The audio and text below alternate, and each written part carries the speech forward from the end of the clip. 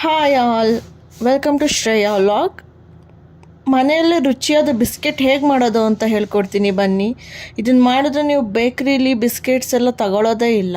ಒಂದು ಸತಿ ಟ್ರೈ ಮಾಡಿ ನೋಡಿ. ಈ ಲೋಟದಲ್ಲಿ ಒಂದು ಲೋಟ ಪೂರ್ತಿ ಸಕ್ಕರೆ ತೊಗೊಂಡಿದ್ದೀನಿ. ಅದನ್ನೀಗ ಜಾರ್ಗೆ ಹಾಕ್ಕೊಂಡಿದ್ದೀನಿ.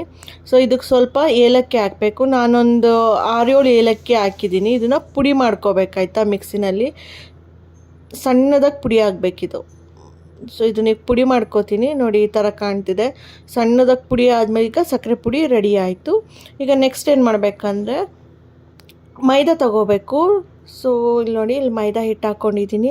ಸೇಮ್ ಆಗಲೇ ತೋರಿಸೋಣ, ಅದೇ ಲೋಟದಲ್ಲಿ 2 ಲೋಟ ಮೈದಾ ಹಿಟ್ಟನ್ನ ಹಾಕ್ಕೊಂಡಿದ್ದೀನಿ.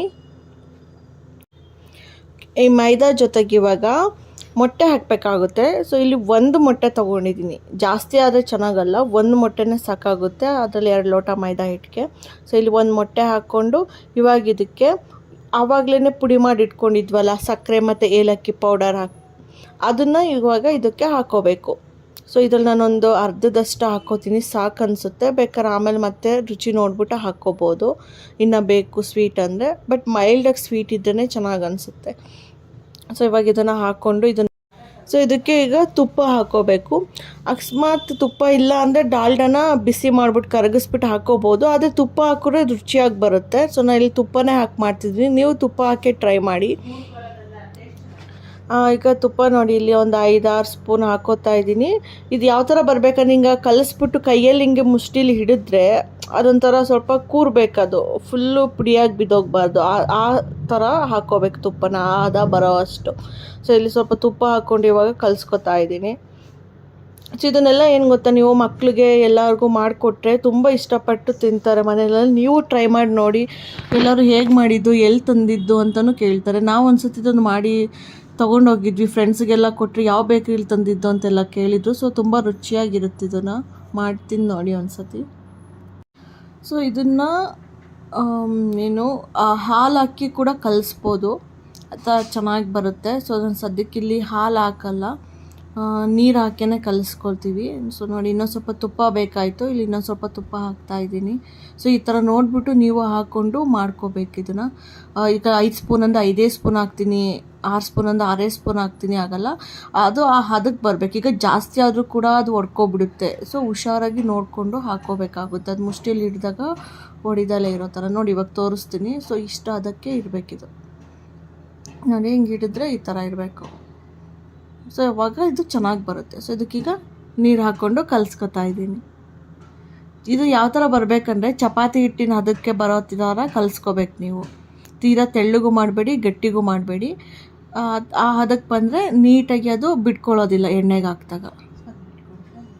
ಅಕಸ್ಮಾತಾಗಿ ನಿಮಗೆ ಬೈ ಮಿಸ್ಸಾಗಿ ಗೊತ್ತಾಗಲಿಲ್ಲ, ಎಣ್ಣೆಗೆ ಹಾಕಿದ್ರೆ ಬಿಡ್ಕೋತು, ಅವಾಗ ಏನು ಮಾಡಿ ಗೊತ್ತಾ, ಇನ್ನೊಂದು ಸ್ವಲ್ಪ ಮೈದಾ ಹಿಟ್ಟು ಹಾಕ್ಕೊಂಡು ಕಲಿಸ್ಕೊಬಿಡಿ. ಮಿಕ್ಕಿದ ಹಿಟ್ಟಿಗೆ ಹಾಕ್ಕೊಂಡು ಕಲಿಸ್ಕೊಂಡು ಆಮೇಲೆ ಹಾಕಿ ನೋಡಿ. ಸೊ ಅವಾಗ ಅದು ನೀಟಾಗಿ ಬರುತ್ತೆ, ಪರ್ಫೆಕ್ಟಾಗಿ. ಅದು ಬಿಟ್ಕೊಳ್ಳೋದು ಇಲ್ಲ, ಎಣ್ಣೆನೂ ಹಾಳಾಗೋದಿಲ್ಲ, ಬಿಸ್ಕೆಟ್ ಕೂಡ ಹಾಳಾಗೋದಿಲ್ಲ.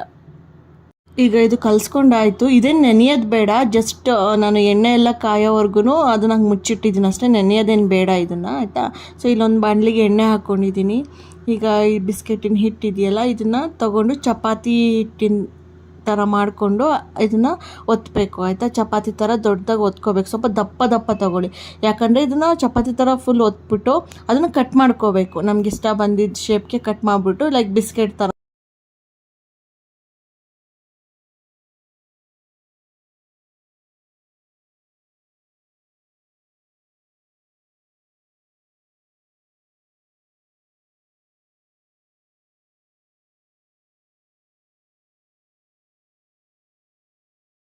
ಕಡಿಮೆ ಉರಿಲಿ ಇಟ್ಕೊಂಡು ಬೇಯಿಸ್ಕೊಳ್ಳಿ, ಯಾಕಂದರೆ ಇದಕ್ಕೆ ತುಂಬ ಡೀಪ್ ಫ್ರೈ ಬೇಡ, ಲೈಟಾಗಿ ಬ್ರೌನಿಷ್ ಆದರೆ ಸಾಕು.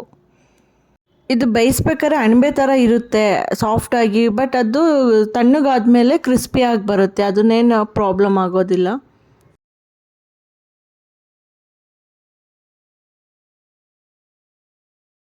ನೋಡಿ, ಇಲ್ಲಿ ಇಷ್ಟ ಬಂದಿದೆಯಲ್ಲ ಕಲರು, ಈ ಕಲರ್ ಬಂದರೆ ಸಾಕು, ತುಂಬ ಬ್ರೌನಿಷ್ ಆಗೋದು ಬೇಡ, ಇಷ್ಟೇ ಸಾಕು, ಬೆಂದಿರುತ್ತೆ.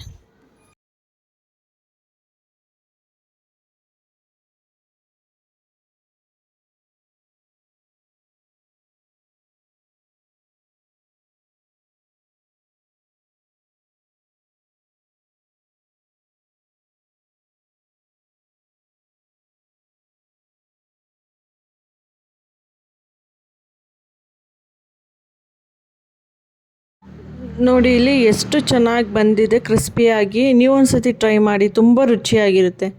ಸೊ ಈ ವಿಡಿಯೋ ಇಷ್ಟ ಆಗಿದೆ, comment, share, like, subscribe. Thank you.